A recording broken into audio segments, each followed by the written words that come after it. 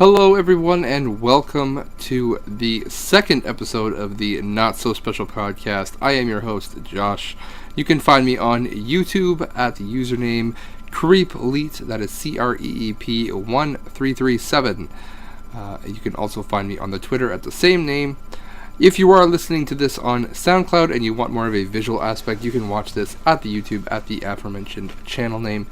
If you're watching this on YouTube and you don't want to see me talk, you just want to listen to it while you're on your way to work or at work or anywhere in between, you can find me on this SoundCloud under the same name, CreepLeet, CREP 1337, with the podcast name of a Not So Special podcast. So welcome to 2018, everybody. Today is January 1st of the new year. So I would like to start this year off by looking back at the year of 2017 and my year in gaming. It is not something that I do very often, but I do have this quote-unquote podcast that I would like to use for some purpose, and I'd like it to become a monthly podcast.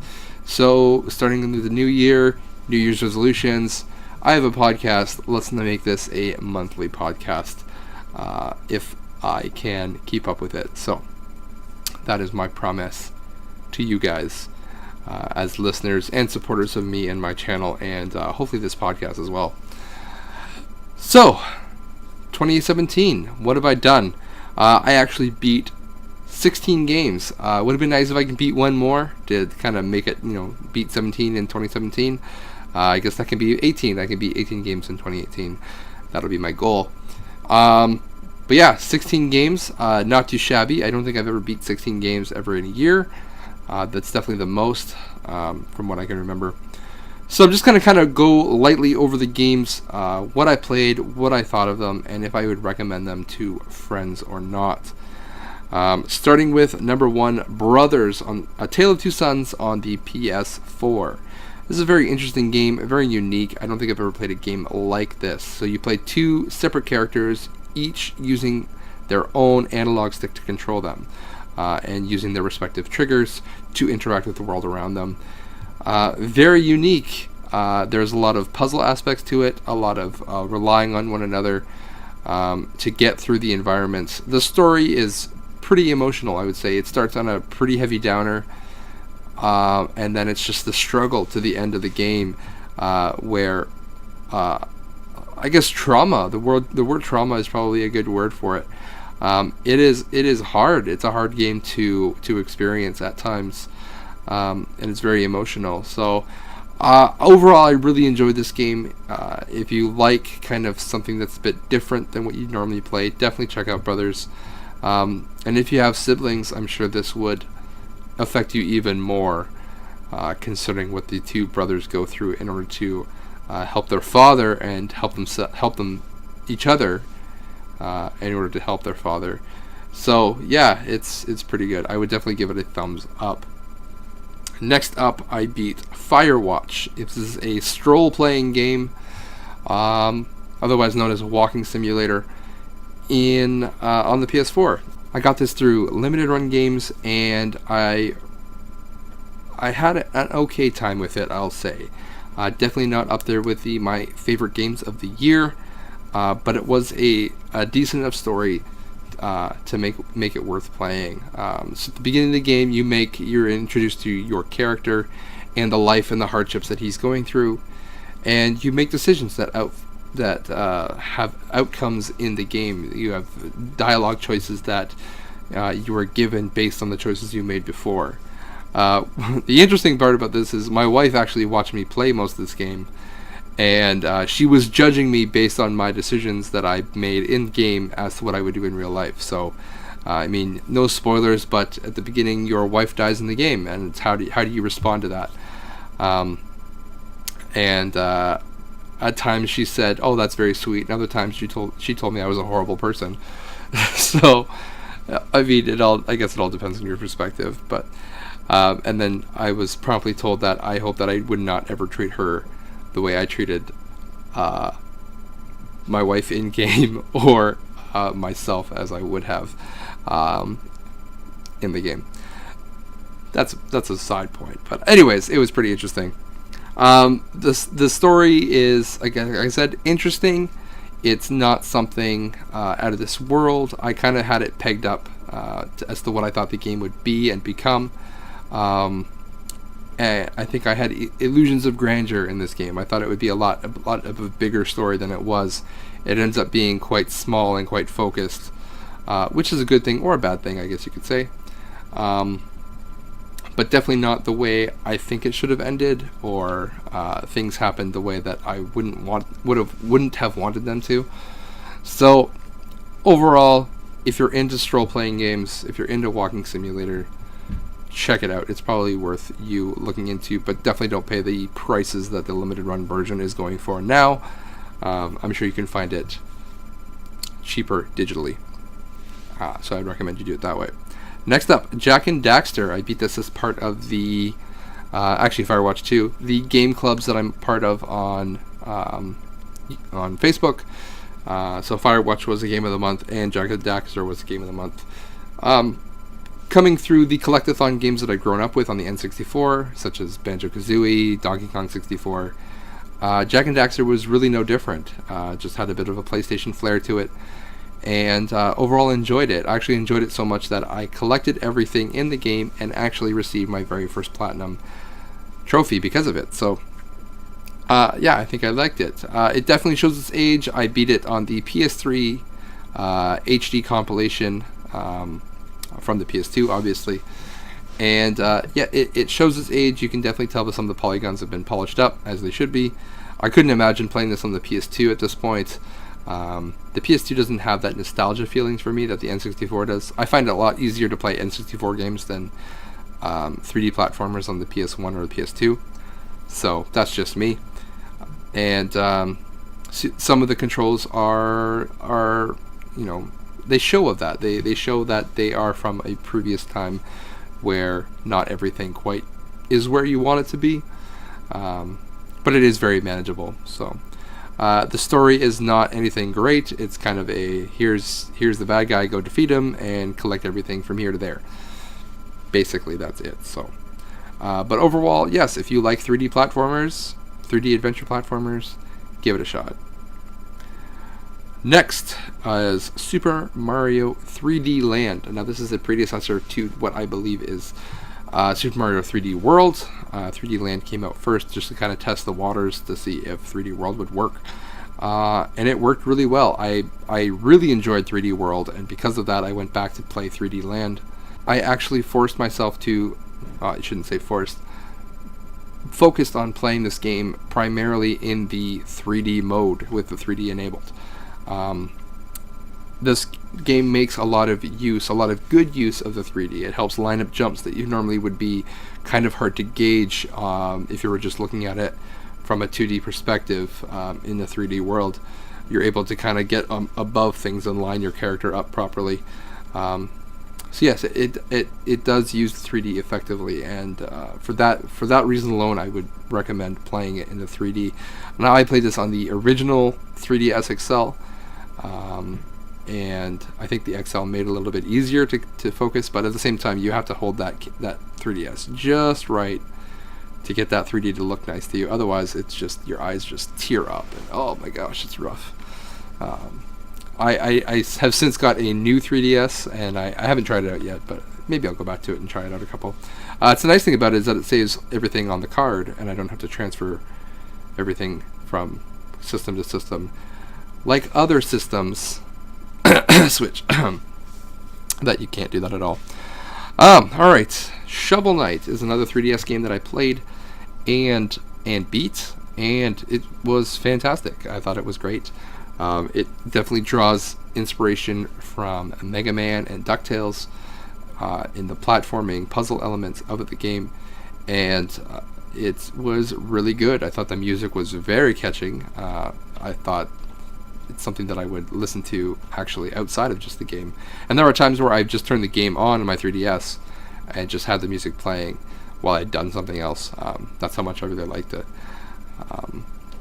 I had a lot of fun trying to figure out the different mechanics of the game, and like the different armor sets, the different move sets, the different weapons, and everything has its place. Everything is used for something and it's used effectively.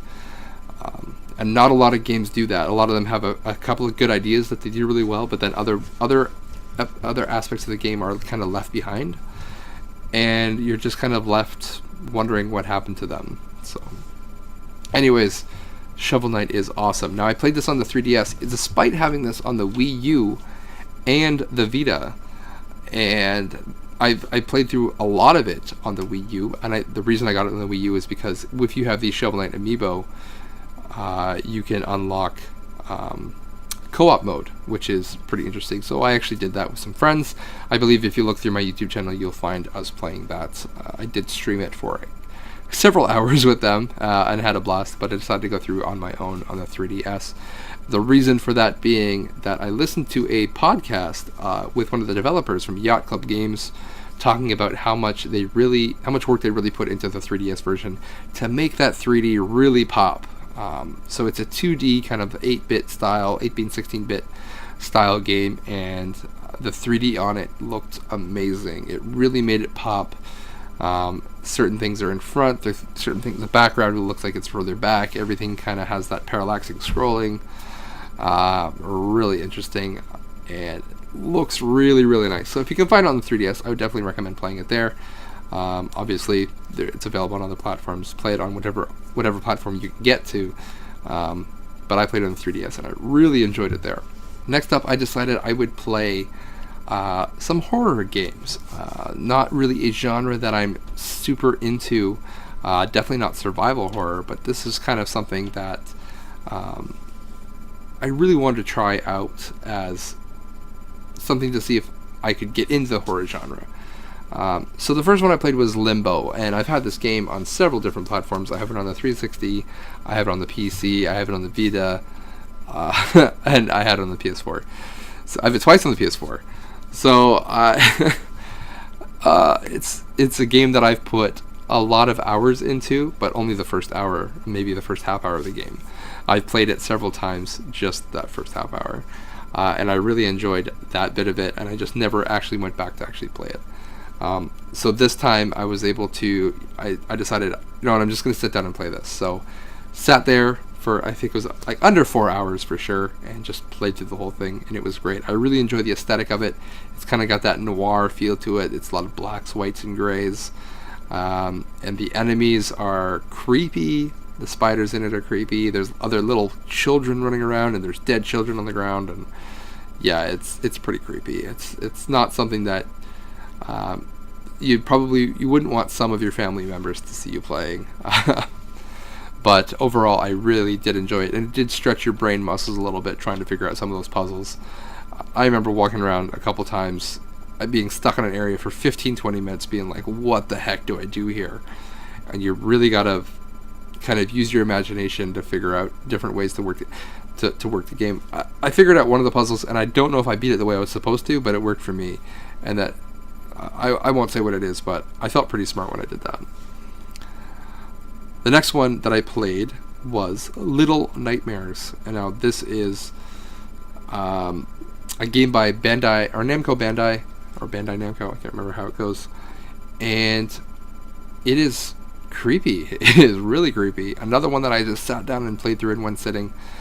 You'll see that's kind of a trend for my gaming history this year. I just wanted stuff I could sit down and play in one sitting and get through it. Becoming a new dad this year has been hard to find gaming time, so if I can, sit down one evening and kind of run through a game, it feels really well, and these ones were some that I could do. Little Nightmares is really, really creepy and grotesque and disturbing, I'll say. But it's really good, and I would definitely recommend people check it out if you can find it for a good price. You revolve around this little girl in a giant world where everything is trying to eat you, or a lot of the quote-unquote grown-ups, if that's what you can call them. The creatures are trying to kill you and eat you, and so some of it is quite disturbing watching them. If they catch you, they just kind of grab you and bite your head off, and it's pretty creepy. Visually is stunning. The parts of the game I actually was scared. My heart was pounding. This is not something I thought I would ever kind of want to play, but definitely got my fire burning for that little those small like platformer scary games, I guess you could say. Inside is another one I really would like to try to play. I think I'm going to save that for 2018 and maybe kick the year off with that, from the same people who made Limbo. So that's probably the way I'll start 2018. But I just haven't got there yet. And I kind of wanted to do the Limbo, Little Nightmares, and then Inside. I've heard Inside is the best of the three. So if I really liked Little Nightmares and Limbo, Inside's going to be really good. If not, I'm going to blame people who recommended that one to me. Alright. I'm going to do two more scary ones here, then kind of jump backwards a little bit. Until Dawn. This was a crazy game. This is one that I've wanted to play for a very long time, ever since I saw it actually available. I saw some reviews for it. It looked a little bit weird at first. It was like I wasn't sure if I'd be able to get through it on my own.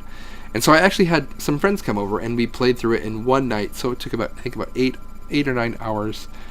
We sat here in my living room and just played through it. So after every chapter we'd hand off. So I played the first one, hand to the left, and then we just kind of go around the circle. So three of us, so two of my friends and me, and it was really well done. It's the kind of a B-movie survival game, or B-movie horror game, I guess you could say, where the point of the game is to get as many people to live as you can. Some characters you like, other characters you despise. And actually, I think as a group we decided, you know what, we're going to not allow this person to live. We retire this person. We wanted them to die. And we actually made decisions for them to die, but they lived. And so we actually got to the end of the game with all 8 characters. Now, they all didn't survive that 8th chapter, but we did get most of them through, which I actually think we got 4. We got 4 of them through, but at the same time, 4 out of 8, but getting 8 to the last chapter, I think is pretty impressive. From what I've heard from other people, they don't even get all their characters through that far. Now, what's cool about this is that every choice that you make affects the rest of the game. It has kind of like a butterfly effect. So you make a choice here, it could affect a choice 2 or 3 chapters later, based on your input and what the other characters think of the character that you're playing at that time. So you really have to keep all that in mind. One of my favorite memories was walking through. We had lost one of our members at this point, and we were crawling through like these mines or caves, and there was a door. The previous scene, you see a girl looking at a ladder and looking up at a trap door. And so later on, we hear a voice. We send one of our characters to go over there and look, and the door is shaking and making a lot of noise, as if someone's trying to come through. Now, before I make that choice to open, we, again, as a group, we made all our decisions as a group so that we could all feel we were part of the game. We would talk about it. And so before we make what we think is the final decision you can make in that scene, we explore the rest of the scene. So there was stuff on the table, there's kind of stuff on the ground. I looked around, and then I see something further in the background, and I go to look at it. And I click on it, and next thing you know, I'm climbing down a ladder, and that's the end of that scene. I never got to open that door. And that's one thing about the game, is you can't backtrack, really. Once you moved ahead, that's it. Like a movie, right? You can't go back. So that my friends really got angry. They're like, "What have you done? You've left her to die," yelling at me. And I was like, I felt terrible. I'm like, oh man, I just screwed this up. She's dead for sure. Worked through the entire game. We ended up finding her a little bit later in the game, and one of my other friends actually got her killed. It wasn't me. My other friend got her killed. So we made him feel really bad for that. But later on, we actually decided, what actually happens if you open that trapdoor? So we cheated a little bit, and we opened. This is spoilers, by the way, if you haven't played this game. We YouTubed it, and it turns out if you open that door, there's actually a monster in there that comes out, and and eats you. So I just kind of stood up and yelled at them like, "You see, I saved you! I saved our characters! Don't give me this crap that I didn't, that I got her killed." Anyways, it was pretty good. And there's a dog in the game. I unfortunately got the dog killed too. But we just kind of forget about that part. Building on that, Hidden Agenda. So I had the same friends come over, plus an extra one, and we played Hidden Agenda. Now, Hidden Agenda is made by the same people who made Until Dawn. So it's the same idea. You have it's kind of a movie playing out. You make decisions within that movie, and everything changes the outcome. You don't need any PS4 controllers to play this game. You play everything off of your mobile device, so a phone or a tablet. I'm not sure if you can use a computer. You might be able to. Anyways, it's possible to play with just your phone. So there are a few QuickTime events, and I found those pretty clunky. But the decision making, you kind of vote on who's the best one to make that decision, and then when it comes to a crucial moment in the game, that one person that you've all voted has to make that choice. Now, there is a competitive point to this game, and also just kind of a cooperative, just if you want to go through the story. I've heard the competitive option is not that good because you're kind of going against each other. One or two of you will have, quote unquote, the hidden agenda that you've got to go through to get more points to win the game. My friends and I didn't play that way. We played more in the cooperative aspect of it, where we would just kind of all discuss what we wanted to do, and then we'd all make choices. If there was a stalemate, there are veto points that you can use, where you decide you were going to make that decision because everyone else is going the way you don't want them to. And what we ended up doing was we used those veto points as more of a point system for winning. So in the game, there are sections where you have to explore with like a flashlight. So you run your finger over the screen as a flashlight to try to find clues. And then for every one you find, you get victory points, essentially. And that's how you accumulate. And then you can spend those points to veto decisions made in the game. Because we weren't playing co-op or competitive, we used those points as like a scoring system. So whoever had the most veto points at the end of the game won, essentially, quote unquote, would win. That way, I don't think. I mean, you could use that point if things weren't going the way you wanted them to, but it would ultimately affect your score. So it was kind of like a trade-off, and I think that worked a lot better than what I've been hearing about the competitive mode in the game. The game I thought was really good. I mean, the story takes some places that you wouldn't expect it to. I think it's really well acted. The writing is a little bit cliche in points, but overall I think it's really good, and it's cheap. So I mean, why not go and check it out if you have some people over and you're gonna watch a movie. This is basically an interactive movie. You beat this in under 3 hours, so you're like 2 hours, probably 2.5 hours at most if you take your time through it. But yes, I would totally recommend it. I know it gets a lot of hate.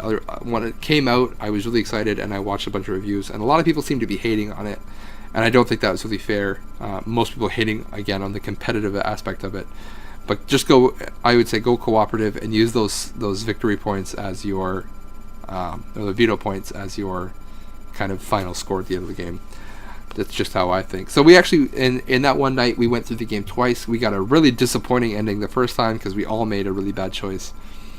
And then the second time, we decided, you know what, we can see where this is going here, and we kind of were able to get a better ending. Better, I'll say in quotes again.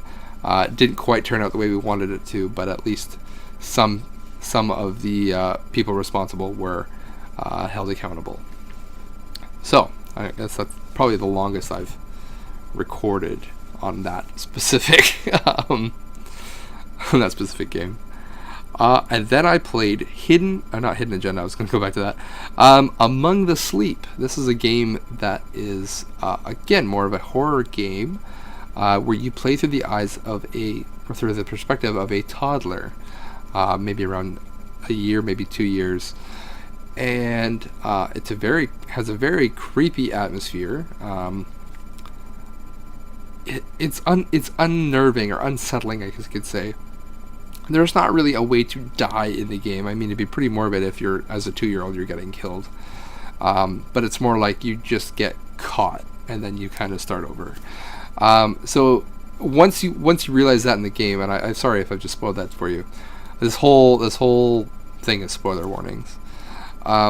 Once you figure that out in the game, you're not as afraid. And once you realize that you just get caught and you have to start over, it's more of an annoyance that you have to do some things over again. So in that aspect, it's not scary. It's as scary. But the meaning behind the game, like some of the things that you are revealed of, like the family or specifically your mother, they are disturbing. They are the ones that sit with you and they make you a little bit uncomfortable. So if you're okay with that, you're okay with the unsettling. I know some people are, they see things with kids and they just can't handle it. You probably should stay away from this. It's pretty. There's some underlying tones that are not happy, but I think that if you're kind of into that scary but not too scary, but you want to have a bit of an experience again, definitely check that one out. That is Among the Sleep on PS4. The next one I played was Journey. This was a Cartridge Club Game of the Month. Not one that I would say not up there on the top of my favorite games of the year. It's more of an experience than a game. You start in a desert and you see a mountain and you're just kind of expected to go there. That's your journey in life. It's very pretty. It's a very visually stunning game to look at and experience in that sense. And the gameplay I felt was kind of boring. I believe Sean P1 of the Cartridge Club explained it best. You just push up for 2 hours. And that's basically the game. And overall, that's pretty much the way it is. You kind of look at the things around you and kind of experience life as a journey. My favorite part was being able to almost like slide or snowboard or sandboard, when you're going on a downhill, and you could kind of go in and out of like pillars and dunes, and I thought that was I found a lot of fun with that. You had that sense of joy, but then you kind of go to some darker places. Again, more of an experience than a game. It doesn't mean you shouldn't play it, but if you're into that kind of thing, then you'd love it. You'd probably love it. I know a lot of people really do, and it's not to demean the game in any way. I don't think it was the kind of game that I was expecting in a way, even though I knew what it was. Just wasn't quite there for me. Now I did play some of their other games, not this year though, like Flower and Flow, the previous games from the same developer as Journey. And again, they're just kind of games that you just kind of sit back and relax and let the game kind of happen. More of an experience in a game. So overall, it's good. I got it for free through PS Plus, so I really can't complain about a free game. It just kind of made me want to play other games. Especially when you do that down, like sliding down sand dunes and some snow. I was just like, man, I just want to play SSX or 1080 snowboarding.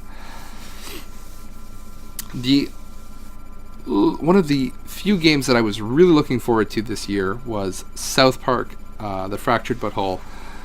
And it's one of the last games that I ordered. I think it was 2014?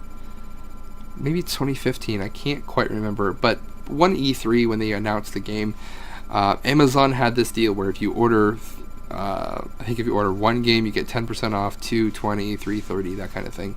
And I ordered like 8 games, and I got 30% off, max of 30% off. And this was the last game of that entire order that I had left. I haven't really ordered anything from an E3 deal since then. But I was really looking forward to this, mostly because I really enjoyed The Stick of Truth more than I thought I would. I am not an RPG. I am definitely not a turn-based RPG kind of person at all. But I like the source material so much. The Stick of Truth really pulled me in. I thought the story was hilarious. It was really funny with like the whole Lord of the Rings spoof. wizards and magic and that kind of thing. And it was really, really funny, and the whole thing was revolved around a stupid little stick. But yeah, quite hilarious. I had a lot of friends over. We were talking about it, playing, all that kind of stuff. So I was really hyped up for the Fractured Butthole, and I think overall it's pretty good. I didn't laugh as much as I laughed as in the Stick of Truth. And they changed the combat up a little bit, so it's more of a grid-based tactical RPG. So you move your characters around, and I just found that once you found a team that worked for you, you kind of forgot about the other characters. I try to switch it up once in a while, but I just find, they're not as powerful as the one I want. Or you're fighting against a certain character, and you're just like, you really want to use this character, but a specific character in your party. But they don't have any attacks that really do any damage that you really want them to do. So in that aspect of it, it wasn't quite what I expected. It was still good. It was still a really good game. And I think if you played this one before Stick of Truth, even though this one takes place directly after the Stick of Truth, I think you would probably enjoy it more. But because I had that still lasting effect of Stick of Truth in my head, I think that's what kind of gave this one a bit of a negative tone to me. And I just don't find superheroes as funny as the Lord of the Rings theme. That's just my opinion. Still a really good game, though, and I had a lot of fun. And there were moments where I did laugh out loud, and it is ridiculous. It is South Park, so of course I'm going to laugh. Just not quite as much as I expected to. Alright, now we're going to jump into the meat of the business here. For part of my 2017 resolution, I said I was going to beat as many Zelda games as I could. Now, I didn't say all, because I knew I wouldn't beat all of them, but I wanted to beat as many as I could. So I got through quite a few. But I'm going to carry this resolution over to 2018 to continue beating them, and I will continue to do that every year until I beat all of them. That should kind of give you a hint of what I think of the series. So the very first one that I beat was Zelda on the NES, and actually I streamed this game. Actually, the first three I'm going to talk about here, all three were streamed on YouTube, so if you want to kind of see what my experience was, you can check that out on my YouTube channel. Zelda on the NES, The Adventures of Zelda, I think that's what it's called. We started this game, and I should say we, because again, I had friends over, so we could kind of all experience it together. And no one had ever played this game all the way through. A lot of them had played Zelda games and were Zelda fans, but had never gone through a complete Zelda game, or gone through this Zelda game. And I had never gone through a Zelda game. This was my very first one, and I figured if I was going to start with Zelda, I should start with the first one. So we played the very first Zelda game, and it was really good. It was a little bit hard at first, trying to figure out the controls, how the enemies work, the enemy patterns, this, that, and the other thing. And I did an entire recap of Zelda 1 and 2, spoilers, of what I thought about Zelda 1 and 2.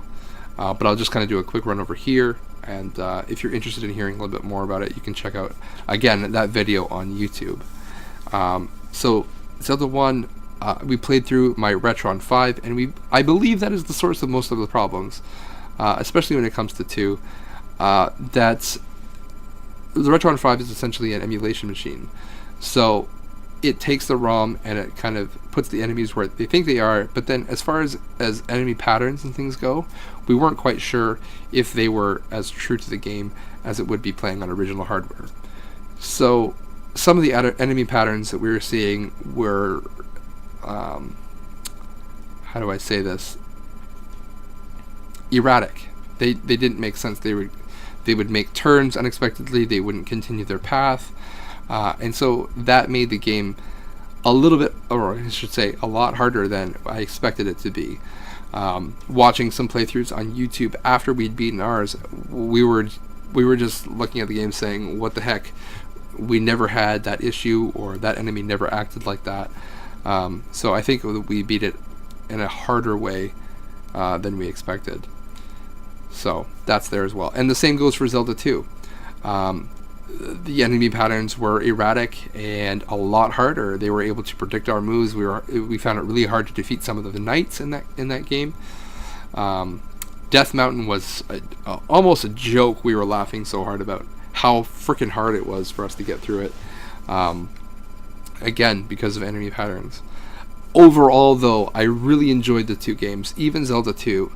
As much as I probably will not play it again, I have really fond memories of playing it, especially with my friends around, and I could see myself playing it again with friends again. And yeah, it's kind of a difficult feeling to express. It's Zelda 2 is very different from every other Zelda game that I've played. And that, of course, Zelda changes over time. It starts overhead, goes side-scroller, back to overhead, then 3D, then, it moves around. It changes genres.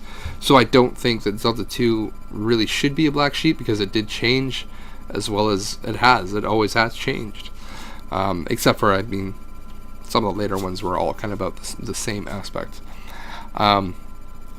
But overall, I did enjoy them. I did enjoy 1 and 2.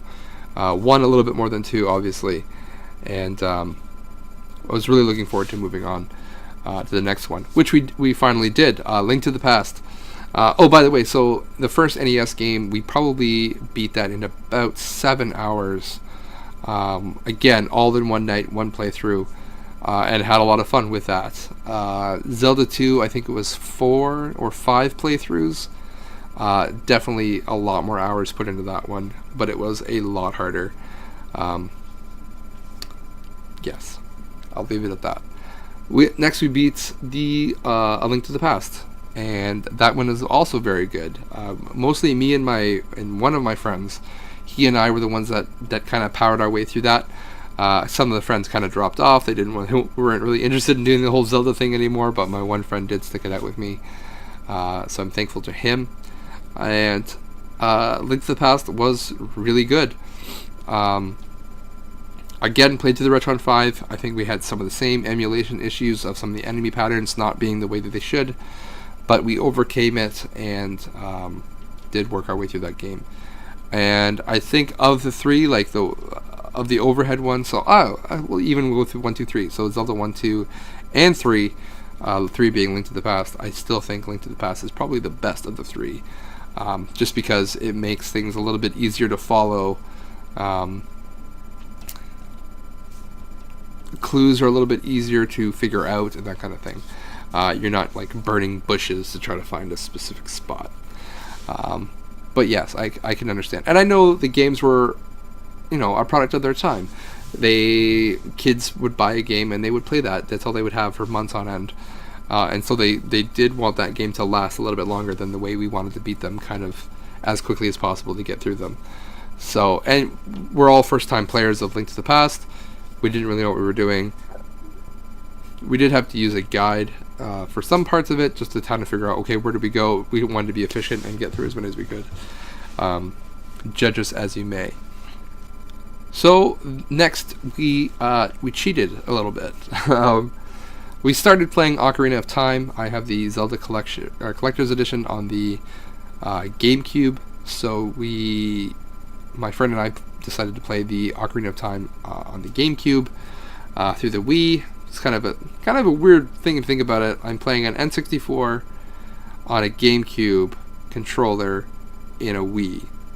This is a little bit strange there, but whatever, it worked out. We didn't actually beat it. We got to a certain point, and then Breath of the Wild came out. So I was forced to make a decision. Do I continue on beating every single Zelda game up until Breath of the Wild and possibly miss the hype train of Breath of the Wild because it just came out? Or do I jump to Breath of the Wild and play it while it's current and it's relevant and everyone else is playing it and I can enjoy that experience with other players, or continue on my path of working through the games one by one? Ultimately, I decided to jump onto Breath of the Wild while it was current. And I'm very glad I did. I had, again, my one friend who came through with A Link to the Past with me. He came over, and I only played that game when he was around, so it was about every Friday night for a couple of months. He would come over, and we would work through it. And honestly, guys, I can say this was my favorite game of the year. I had so much fun with this Zelda game. Going from not playing any Zeldas ever to playing Breath of the Wild and just absolutely loving it and becoming a Zelda fanboy in a way. The world is just so rich and vibrant. I love the music in the game. A lot of people say that the music isn't that great. I guess I'm gonna call it nostalgic. When I hear that music, I get a good warm feeling about, I played this with my friend and we had a lot of fun. And that's just kind of like the go-to when I turn on my Wii U. I just want to kind of go through that. I want to find more Koroks, and I want to find some more shrines and do that kind of stuff. So we did beat the game finally. We went through most of the game. We unlocked all the Divine Beasts. We unlocked all the regions. I don't think we even did half the shrines. There's still quite a few more there that I should go back and do. I just recently purchased the DLC for it. So I'm working my way through that, and it's fantastic. I love everything about it. There's so much to explore. There's so much to see, and we didn't use a guide for this one. This is one of the few games that we didn't use a guide for, because that pure joy of coming across something in the wild, purely unexpected, is so rewarding, and just. Just exploration. It really rewards exploration and looking at things from different angles and pulling up your different runes to see if there's something you can do there. I imagine that is what the original players of Legend of Zelda on the NES, I imagine that's what they felt like. There's this entire world out there, and you just look out and you can go anywhere. You can do anything. It was just a really, really cool experience. Now, Breath of the Wild actually won Game of the Year at the Video Game Awards, and some people are upset about that. I am not. I think it deserves it. I am not a Nintendo fanboy by any means. A lot of their practices as a company really tick me off, but by darn, they can make a really good Zelda game, and Breath of the Wild is up there with probably up there with one of my favorite games of all time. I can honestly say that. If you haven't played Breath of the Wild, and you have a Wii U or you have a Switch, you definitely need to check this game out. It is fantastic. I continue to play it. Here's a bit of a spoiler. Well, actually, I'm not sure if this will be a spoiler at this point, because I may have put up a pickup video before this point. For Boxing Day this year in Canada, I actually went out and bought a Switch. I had a gift card given to me from work and some gift cards from Christmases and birthdays, and I just said, you know what, now is the time to jump in. So I went out and bought a Switch, and I bought Breath of the Wild all over again, and I'm going through it again on the Switch, and I am loving every minute of it. Again, even though I'm playing by myself this time, I know what I'm doing now, and it's a lot easier. I think that's one of the things that really turned us off at the beginning of the game, is there's weapon degradation. You've got to cook for yourself, you've got to find supplies, that kind of thing. And that took a long time to figure out how those systems worked when my friend and I were playing together.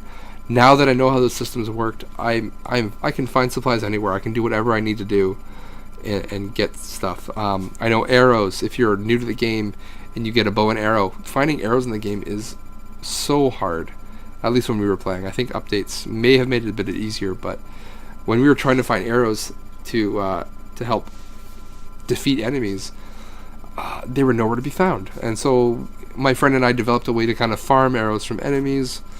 Some of those have been patched now, but some of them still work. And within finding a couple of bows, I have over 100 arrows, and that's not something that I don't think we ever had 100 arrows when we were playing through originally. At least up to a certain point when we figured out some of the farming techniques. But yeah, it's just been fantastic. So that gets a double 2 thumbs up from me. If you again have a Switch or a Wii U, go out and buy it. Go buy it for full price. I mean, it deserves it, and so much more. I can't express how much I really enjoy that game. So. Anyways, that has been my games of the year from 2017. Hopefully 2018, I can beat more. I'm gonna go for 18 games in 2018. I know that's not very much. Some people are beating over 100 games a year. I don't know how you guys do that. That is so hard. You guys have a lot of, I don't want to say you have a lot of time in your hands, but you're definitely better at prioritizing your time than I am. So I wish you all a happy new year. Take care of yourselves, and I will look forward to speaking to you guys next month. I'm going to try to get this out monthly, like I said. And if you have any ideas for the show, please hit me up on Twitter. Not hard to find, at Creepleet, and give me ideas for the show, suggestions, tips, tricks, that kind of thing. Or, if you want a guest on the show, if you have an idea that you want to talk about but you're not part of a podcast, or it doesn't fit your podcast theme and you want to talk about it, I would love this to be kind of an open source for people to jump on and kind of talk about what they want to. Podcasting is new to me. I'm not very good at it. I hope that some of you found this enjoyable to listen to me rant for almost an hour, 45 minutes, and hopefully I'll get better. This isn't something I'm used to, looking at myself in a camera and talking for this long. Normally I just do pickup videos on the internet, and that's about it. So this is a new form of content that I'm trying out. We'll see how it works. We'll see what kind of response I get from people.